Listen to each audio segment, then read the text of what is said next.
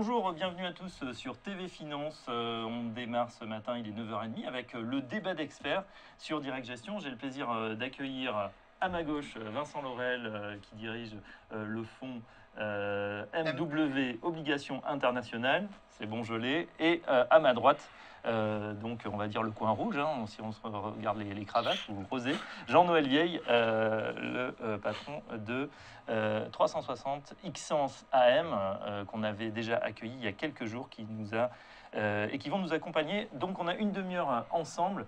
On va bien sûr revenir sur les marchés. Alors ça tombe bien, on a un gérant obligation, un gérant spécial action, et on va commenter ensemble durant cette demi-heure ces marchés, Jean-Noël, qui sont dans la tourmente, hein, je le disais à l'instant dans l'édito, journée rouge hier. À quoi peut-on s'attendre maintenant? Est-ce que ça va durer? Comment vous regardez la situation? Qu'est-ce que vous dites à vos clients? Le premier message, je crois, c'est de ne pas paniquer. Moi, je pense qu'on a probablement assisté hier à ce que certains appellent le sell-off, c'est-à-dire le dernier mouvement un peu de capitulation. Les marchés, quand même, perdent 3-4%. D'ailleurs, pas partout, parce qu'on a vu que les marchés américains avaient pas mal rebondi, finalement, en fin de soirée. Mais cette capitulation, alors on peut toujours trouver des explications. Moi, je crois que l'explication fondamentale, c'est peut-être un peu ce qui se passe au niveau du pétrole, puisqu'en fait, on a un baril de pétrole qui s'est pas mal effondré. On est passé rapidement de 100 à 80 $, ce qui probablement est analysé comme finalement un verdict comme quoi la croissance mondiale ne repartirait pas, puisque s'il n'y a pas de demande de pétrole, c'est que les choses sont peut-être un peu bloquées. Pour vous, c'est vraiment un bon indicateur de la tendance mondiale? C'est un indicateur probablement avancé, en tout cas que les investisseurs peuvent prendre en compte, mais c'est toujours pareil, dans cette histoire c'est une question d'offre et de demande. C'est grave si effectivement c'est la demande qui est en cause. Moi, je crois que ce qui est beaucoup plus en cause en ce moment, c'est le fait que l'Arabie Saoudite est revenue sur le marché en force, que l'Irak aussi, la Libye aussi, et qu'on se retrouve, il y aura une prochaine réunion de l'OPEP. Je pense que c'est plus l'offre qui est en augmentation par rapport à la demande. Mais tout ça reste un peu à confirmer. Et ça veut dire quoi au final? Et je crois que c'est aussi la deuxième chose qui inquiète les marchés, c'est la problématique de la déflation. C'est-à-dire que si vraiment on se retrouve, notamment en Europe, ça ne va pas être le cas des États-Unis. D'ailleurs, on voit que les marchés américains résistent quand même un peu mieux. D'ailleurs, beaucoup de stratégistes avaient dit à un moment donné qu'il fallait sortir des marchés US et revenir sur l'Europe. Moi, je suis un peu mitigé sur cette approche-là. Je pense que les valeurs américaines, quand on regarde les taux de croissance, sont peut-être... Moi, je trouve que c'est toujours intéressant de jouer ça. Et en plus, on peut jouer aussi la hausse du dollar. Mais ce qui est en cause en Europe maintenant, c'est cette équation qui, si on rentre là-dedans, va être un peu catastrophique. C'est une croissance molle et une déflation. Et là, c'est le scénario à la japonaise qui est extrêmement compliqué à remonter. Et c'est peut-être ce que les marchés sont en train de nous dire. Moi, après, on peut toujours revenir sur un débat théorique. Est-ce que les marchés sont efficients? Je crois qu'il faut les écouter. Moi, en conclusion, si on regarde ce qui est moi mon approche fondamentale, du côté des actions, si je regarde les valorisations des entreprises, les valorisations des indices, je suis plutôt fondamentalement acheteur, parce que si on regarde les prévisions de croissance qui sont attendues, qui sont grosso modo au cours des 2-3 prochaines années, c'est autour des 10%. D'ailleurs, c'est assez homogène dans le monde. Alors peut-être ça ne se fera pas. Donc si on valorise ce marché avec des taux très bas, il est évident que tous les marchés aujourd'hui sont en sous-valorisation, surtout quand on vient de vivre ce qu'on vient de connaître. D'accord. On revient également donc avec vous, Vincent, sur ce stress marché-action. Et du coup, on a aussi eu des forts mouvements sur les obligations et sur les taux. Alors moi, je voudrais parler effectivement du mouvement qu'il y a eu hier sur l'ensemble des taux. Alors, je vais l'expliquer. On appelle ça dans notre jargon un flight to quality, c'est-à-dire que on a eu une forte baisse des taux d'emprunt des pays cœurs, c'est-à-dire, j'entends par là les taux des emprunts, des taux d'intérêt allemands, américains et français, pour ne citer que. Et de l'autre côté, on a en zone euro, on a eu une forte pression à la hausse de tous les taux des pays périphériques. La Grèce, le Portugal, l'Italie, l'Espagne. Voilà. Et qu'est-ce que c'est qu'un mouvement de flight to quality pour expliquer avec des mots simples? C'est un arbitrage, c'est-à-dire que les investisseurs sortent massivement donc vendent massivement les taux les moins sûrs, enfin les pays les moins sûrs que sont les périphériques, pour aller massivement en fait sur les pays cœurs. Et c'est ce qui s'est passé hier. Et c'est un mouvement qu'on avait l'habitude de voir pendant la crise de la dette européenne dans les années 2010, 2011, 2012. Et c'est un mouvement qu'on n'avait pas vu depuis ces années-là. Et là, aujourd'hui, c'est revenu effectivement sur le devant de la scène. Et je voulais souligner également, avec ce qui s'est passé également hier, la forte baisse du taux américain. Ce qui s'est passé, c'est quand même c'est pas anodin. Et, en termes de chiffres, pour donner les proportions, donc on est passé autour des 2%, c'est ça? Voilà, même plus bas, on a fait une baisse de quasiment 11% en séance entre le plus haut, on était à plus de 20 à l'ouverture le matin, et on est descendu à 1,85 sur le 10 ans américain, ce qui est, je vous laisse imaginer la masse colossale de capital, ce que cela a dû représenter pour appuyer. Pour faire descendre ce taux jusqu'à 1,85. Est-ce qu'on a vu le mouvement inverse? Parce qu'on a vu sur les actions effectivement un Dow Jones qui chutait très largement, très brutalement, très vite d'ailleurs, on peut en parler. Et puis dans l'après-midi et puis dans la soirée, c'est remonté. Est-ce que sur les taux, on a eu la même chose? Effectivement, on l'a vu, les marchés américains sur les actions ont fini dans le rouge, mais sont bien remontés sur la deuxième partie de séance. Et sur les taux américains, c'est ce qui s'est passé également. On a fait un plus bas 1,85 comme je disais tout à l'heure, et on a rebondi on a fini, je crois, autour des 2,15, 2,16 sur le 10 ans US. Oui, parce que Jean-Noël, c'est vrai qu'on regardait juste avant de prendre l'antenne, on a eu cette chute extrêmement brutale, et puis ensuite, finalement, on finit une séance pas aussi pire que dans les pays européens, simplement autour de moins 1%. Est-ce que vous pensez qu'il y a aussi un petit peu peut-être de trading automatisé qui est derrière tout ça, qui accélère ces mouvements? C'est toujours compliqué à savoir. Faudrait connaître dans le détail les mouvements. Je pense que ça joue effectivement. Il y a eu 6 milliards, je crois, par exemple, sur le CAC hier. Moi, je ne sais pas si les finaux bougent beaucoup. En tout cas, dans des marchés comme ça, moi, personnellement, j'ai pas bougé parce que, ou si, j'ai essayé de bouger plus au travers de futurs pour essayer de contrer, de me mettre un peu en face. Ou d'accompagner d'ailleurs, mais vendre des actions quand on est à ces niveaux-là, enfin de choses assez quand même surprenantes, quoi. Alcatel encore à -6, enfin des choses, je vois pas très bien comment on peut intervenir. Donc que les robots interviennent, que des seuils techniques, je crois qu'il y a aussi, alors effectivement, l'analyse technique aujourd'hui, quand on a moins de visibilité au niveau fondamental, prend probablement un peu le dessus. Et c'est vrai que là, on a cassé, depuis 2-3 jours, on casse des seuils techniques les uns après les autres. Je pense que ça précipite. Et oui, donc ça doit jouer. Jusqu'à quel point, c'est assez difficile à dire. C'est-à-dire les marchés avaient quand même ce seuil, ce repère des 4000 points. On sait que quand il est cassé, alors techniquement, puisqu'on en parle abondamment dans les autres émissions de TV Finance, on n'aurait pas de support, ces fameux seuils qui servent un peu à rebondir, ou des seuils qu'on attend techniquement. Donc entre 4000 et 3850, ou même 3006, ça serait Waterloo Morne-Plaine, donc rien pour rebondir. Qu'est-ce que vous en pensez? Est-ce qu'on va descendre? Donc il faut attendre. Vous parliez tout à l'heure de sell-off, de capitulation. Est-ce qu'on l'a vraiment eu, ou est-ce que ça peut continuer jusqu'à ces 3008, 3600? Encore une fois, c'est difficile. Là, ce matin, on rebondit un peu, pas non plus très violemment par rapport à ce qui s'est passé, notamment par rapport à ce qui s'est passé aux États-Unis. On aurait pu imaginer une progression plus élevée. On sent bien qu'il y a des doutes. Alors, est-ce qu'on peut encore perdre 150 à 200 points? Oui, on peut le faire. À la limite, c'est pas tellement ça qui est intéressant. Je crois qu'encore une fois, c'est l'analyse un peu l'analyse de ce de ce que sont les entreprises en gérant action. Mais c'est un peu la même. Enfin, l'obligataire va raisonner peut-être un peu différemment. Mais en action, c'est quoi notre métier? Notre métier, c'est quand même de regarder la solidité des entreprises, la perspective de croissance des entreprises. Là, par exemple, on est en pleine saison des résultats. C'est quand même... alors, il y a quelques déceptions, mais il y en a toujours eu. Mais globalement, on n'a pas de signaux de leur part aujourd'hui que les choses sont en train d'aller très mal, qu'on serait en train de rentrer dans la récession, ce que quelque part price un petit peu ces marchés.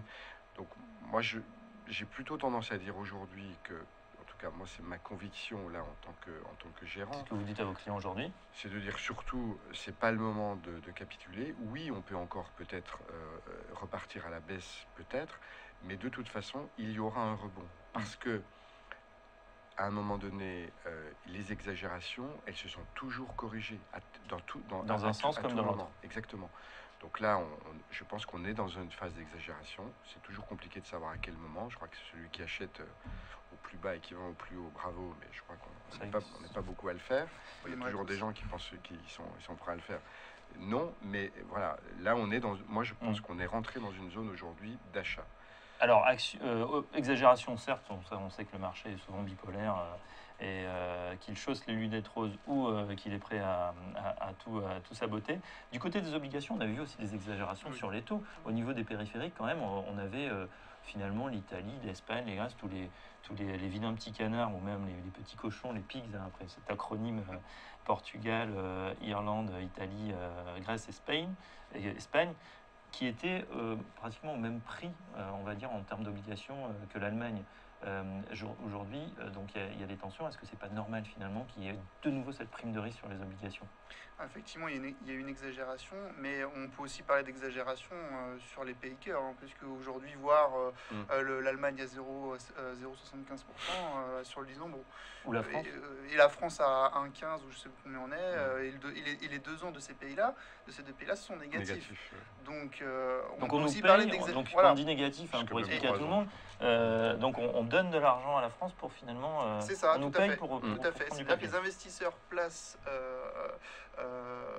leur argent auprès de l'État et moyennant quoi ils ne sont pas remboursés à 100 mais à 100 moins effectivement les intérêts qu'on va non pas leur donner mais qu'on va leur prendre. D'accord. Parce qu'ils sont sûrs que le contribuable français de toute façon Et solvable. sera là et pourra Mais là où je voulais rebondir sur votre question, effectivement, nous, ça fait déjà à peu près un an qu'on se dit que les taux vont remonter et on se disait déjà en fin d'année dernière, début d'année 2014, que des taux allemands entre 1,5 et 1,25, c'est déjà, voilà, on était déjà à des niveaux planchers qu'on ne pouvait pas descendre plus bas. Et aujourd'hui, de voir la France où elle est avec la situation économique où elle est, on se dit, voilà, il y a une distorsion, il y a une décorrélation aujourd'hui entre le niveau des taux d'intérêt et la situation économique réelle des pays. Aujourd'hui, même si on voit que l'Espagne tend un petit peu à se sortir du lot avec des prévisions de croissance un petit peu meilleures, mais il y a toujours un taux de chômage à 25% et les taux sont à 2%. L'Italie, pareil. Voilà. Est-ce que c'est pas dû justement à l'affluence des liquidités qui, du coup, faisait que les gens se disaient, quoi qu'il arrive, on n'aura plus de crise comme on a vu en 2011 le prêteur en dernier ressort est clairement identifié. On voit que Mario Draghi essaye de contourner le fait qu'il ne puisse pas acheter directement d'obligations par d'autres mécanismes. Du coup, les investisseurs, et regardez sur les gestions, hein, les meilleures gestions aujourd'hui, les meilleurs fonds, c'est ceux qui ont mis quand même beaucoup d'obligataires, qui étaient c'est ceux qui font les meilleures parts. Donc, on peut se demander si finalement ça ne va pas perdurer. Vous parliez de croissance à la japonaise, ça veut dire que si ça continue, les taux vont continuer à baisser. Ou est-ce qu'il peut y avoir une force de rappel? Alors, effectivement, je pense qu'il y a plusieurs éléments. Il y a le niveau de liquidité, effectivement. Mais il y a aussi, vous dites que la Banque centrale n'achète pas de dette, mais en réalité, indirectement aussi, puisque vous vous souvenez, le LTRO qu'elle a mis en place auprès, donc c'est-à-dire l'argent qu'elle a prêté aux banques qui étaient en difficulté pendant la période de la crise de la dette, qu'est-ce qu'elles ont fait, ces banques, que ce soit les banques italiennes, espagnoles ou françaises? Elles ont acheté massivement de la dette de leur propre pays. Et donc, ce qui a maintenu une pression à la baisse sur les rendements des souverains. Oui, mais elle dit qu'elle veut continuer. Donc finalement, et par elle dit un effet de vase communicant. Aujourd'hui, ce qui se passe, c'est que les banques en fait remboursent petit à petit ce LTRO, mais derrière, elle met en place ce fameux TLTRO. Donc effectivement, on est toujours dans un cercle qui consiste à toujours à injecter des liquidités. Alors il y a effectivement il y a la Banque centrale, mais vous parliez aussi du Japon. Et aujourd'hui, il faut savoir qu'il y a beaucoup d'investisseurs étrangers qui viennent aussi sur la dette européenne. D'accord. Et notamment la dette allemande et française. Aujourd'hui, je pense que si l'Allemagne, enfin une des raisons, si l'Allemagne et la France sont si bas, c'est parce qu'il y a des investissements massifs d'investisseurs étrangers, par exemple peut-être japonais, je ne sais pas, qui viennent sur notre dette, parce qu'il y a des rendements plus intéressants que eux à 0,50. D'accord, donc on parle toujours des effets de cette crise des marchés sur les actions avec Jean-Noël Vieille et sur les obligations avec Vincent Laurel. On se retrouve dans un court instant pour la suite du programme. On marque une courte pause.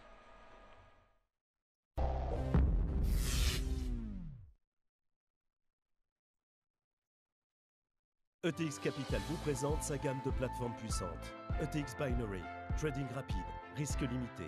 ETX Trader, plateforme facile d'usage, risque limité. ETX Trader Pro, personnalisable, graphique avancé.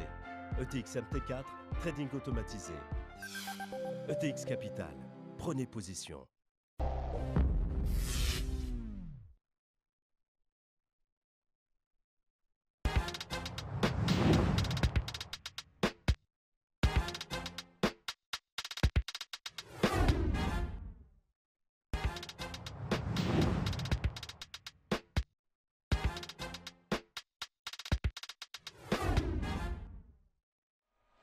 Le débat, toujours sur TV Finance, l'émission Direct Gestion avec Vincent Laurel de MW Gestion et Jean-Noël Vieille de 360 Xence. On étudie effectivement les effets de cette journée noire d'hier et puis qu'est-ce qu'on peut attendre non seulement sur les obligations mais aussi sur les actions. On a eu hier le livre beige de la Fed, donc l'économie américaine. Qui a lu le livre, qui a suivi personne, c'était trop tard, tout le monde dormait, donc bon, j'ai veillé, donc je vous dis ce qui s'est passé, pas grand chose en fait, hein. L'économie américaine a continué à croître de façon légère à modérée. Donc voilà, sans surprise, la croissance reste stable. Ce qui est intéressant, c'est que le livre beige ne souligne aucune inquiétude concernant la hausse du dollar.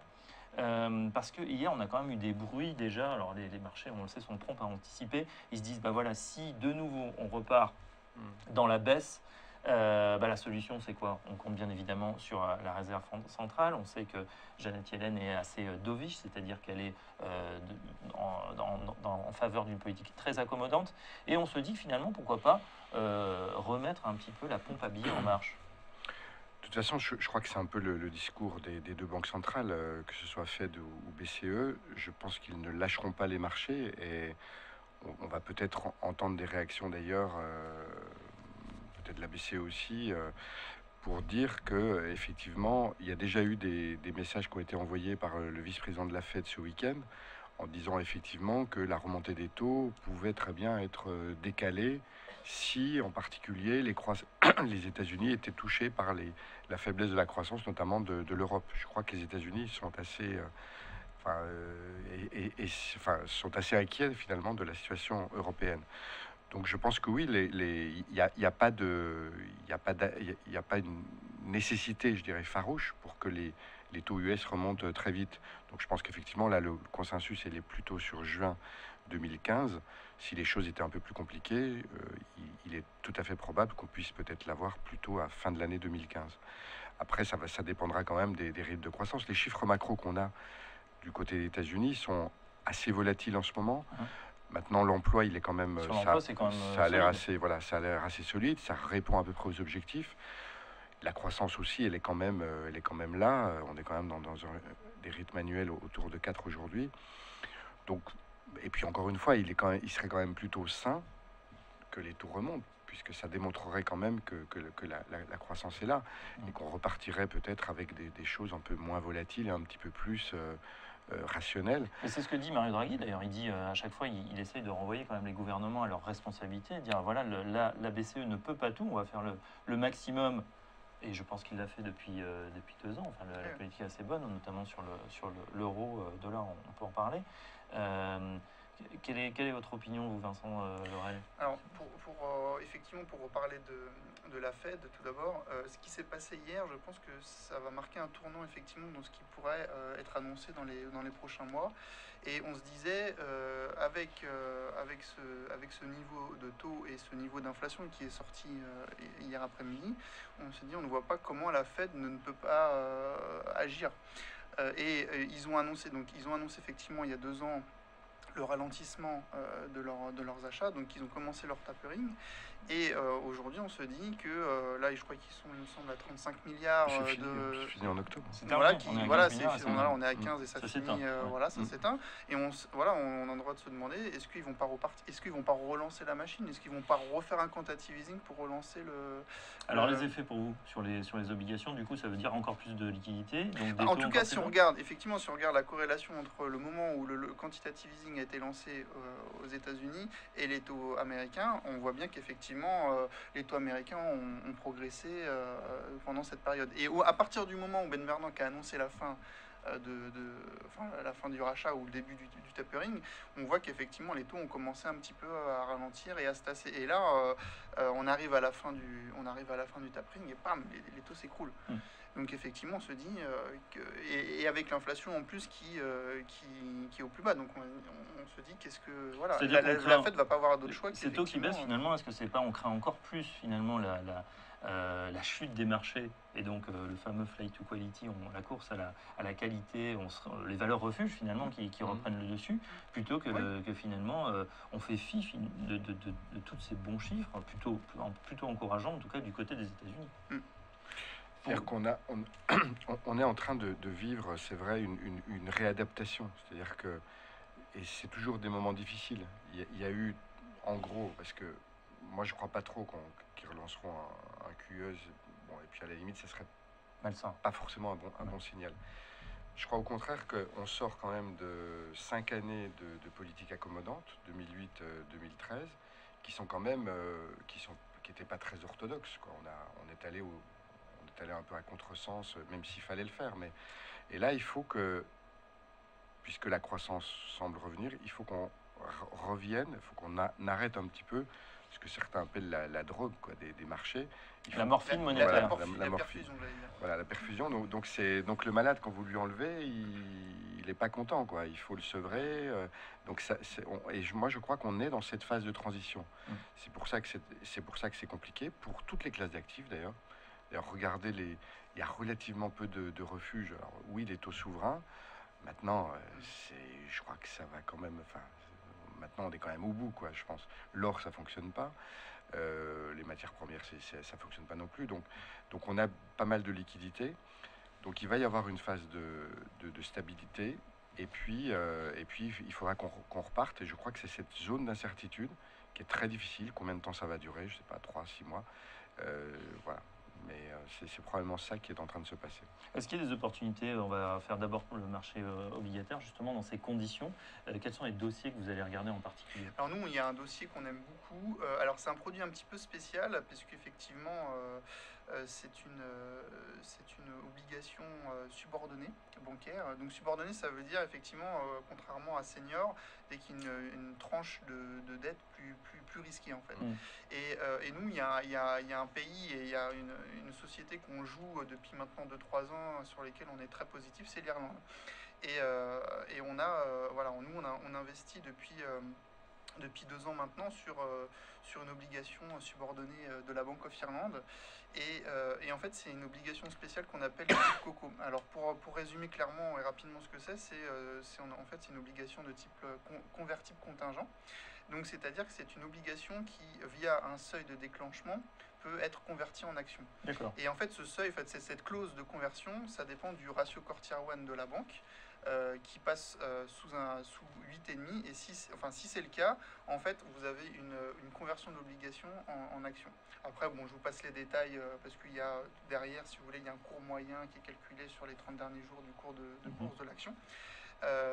Et en fait, ce produit est très intéressant parce que nous, on est très positif sur la zone, sur ce dossier-là. Donc aujourd'hui, on a un ratio Core Tier 1 qui est autour de... C'est le ratio fonds propres en dur. Exactement, tout à fait. Donc on est très très loin de ce seuil de déclenchement et aujourd'hui vous avez une obligation certes subordonné, mais qui est à maturité 2016 et qui offre un rendement de 4,5-5%, je crois, dernièrement, D'accord. avec un coupon de 10%.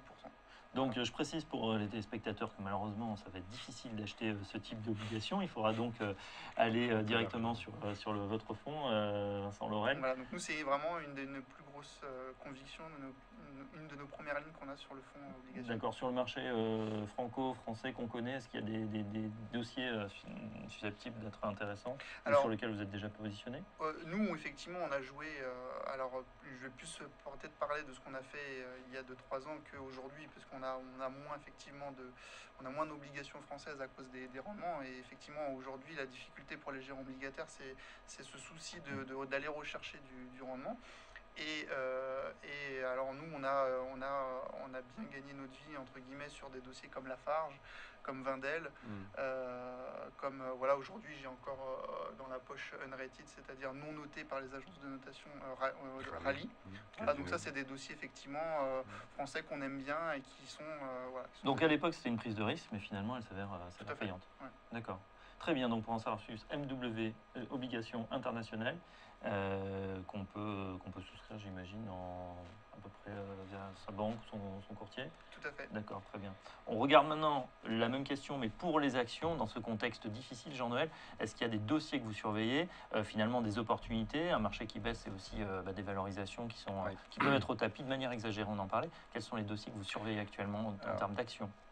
D'abord, je crois qu'en termes sectoriels, moi j'ai plutôt une approche un peu top-down. Comme on est quand même, on a encore vu durant ces 15 derniers jours, un marché probablement difficile, moi je préfère qu'on reste sur des valeurs qu'on appelle défensives. C'est pas la peine trop de jouer des valeurs cycliques, parce que de toute façon, si elles s'embarquent, j'irai pas trop sur les financières. On voit hier à nouveau sur des coups de Trafalgar. C'est quand même les valeurs donc à fort bêta, donc c'est elles qui ont le plus de levier, qui ont le plus d'écart entre de performance entre la moyenne, qui vont évidemment souffrir. Donc moi je préfère rester sur du structurellement très défensif. Et on avait hier matin une publication qui a été très bonne, celle de Danone par exemple. Donc les téléspectateurs comprendront très vite que Danone, voilà, c'est de l'alimentaire, tout le monde on consommera toujours de toute façon, et donc il y a une résistance. C'est un groupe qui est totalement diversifié aussi, bien géré. Il y a une gouvernance qui est aujourd'hui assez bonne. Donc c'est une valeur qui démarrait dans le vert, qui malheureusement n'a pas tout à fait hier a fini aussi dans le rouge.